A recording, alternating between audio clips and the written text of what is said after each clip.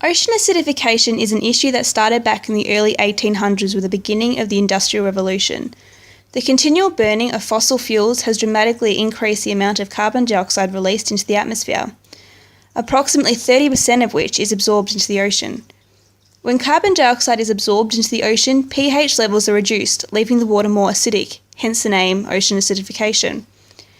Since the beginning of the Industrial Revolution, there has been a 30% increase in ocean's acidity. Scientists predict that by the end of the century, the ocean's acidity will increase by another 150%, which will leave some oceans corrosive. Ocean acidification is having an extremely negative effect on Earth's oceans, particularly at the Great Barrier Reef, which is an incredibly important part of the ocean. The Great Barrier Reef is extremely important, as it's not only beautiful and promotes tourism, but it also protects the coastline from damage caused by tropical storms, provides habitats and shelter for marine life, helps with nutrient recycling, assists in carbon and nitrogen fixing, and it is also a source of nitrogen and other essential nutrients for marine food chains. At the Great Barrier Reef, there are roughly 400 species of coral, the majority of which have been bleached or damaged since ocean acidification started. For example, in 1998, 50% of corals in the Great Barrier Reef were bleached due to ocean acidification, and a further 5% of corals were damaged. Again, in 2002, there was another bleaching event where 60% of corals were bleached and a further 5% were damaged. Coral bleaching is when the coral's tissue turns transparent, revealing the white skeleton. Once bleached, the corals begin to starve as they struggle to feed themselves and can die off. Another problem that corals are facing is growth and skeleton damage. In acidic conditions, corals grow much slower and produce much weaker skeletons. This means that corals may not be able to overcome typical pressures and destruction. This could also cause corals to shrink and become functionally extinct. This is a major issue as millions of marine species depend on coral reefs not only to feed but to reproduce, protect themselves from predators and to shelter their larvae. Ocean acidification has many negative effects on marine life. For example, the eggs and larvae of fish will have issues developing properly.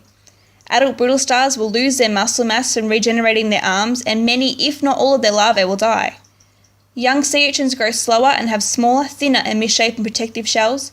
It affects the amount of oxygen a squid can carry by interfering with the acidity of its blood, and finally, it has extremely negative effects on shelled marine life. Pteropod shells, for example, will dissolve in acidic conditions. People can make a huge difference in preventing ocean acidification just by reducing their carbon footprint. They can do this by using less energy, where possible use public transport or ensure their vehicles run efficiently, use alternative energy sources like wind, tidal or solar energy, reduce, reuse and recycle. Power plants can also convert their coal-fired plants to natural gas. The C40 mission is another great way to help tackle ocean acidification. The C40 mission is a global network of large cities who have put in place a number of policies and procedures to reduce greenhouse gas emissions and climate change. If every individual were to decrease the amount of energy they use, it will dramatically reduce the amount of energy power plants need to produce and therefore lessen the amount of carbon dioxide emissions. Scientists are also continually developing ways in which to completely reverse the effects of ocean acidification. The Web 2.0 tool that I'll be sure to take into my future primary classroom is Scratch. Scratch is a brilliant tool where students can create their own animation or video game with their own themes and characters. As young students love the Choose Your Own Adventure books, a teacher can use Scratch to bring that concept to the classroom. Students can outline, write, design and animate their own adventures and present them to the class. Scratch can make any subject in the classroom fun and exciting. For example, in a lesson regarding ocean acidification, students could create an animation showing how people could reduce their carbon footprint. Thank you.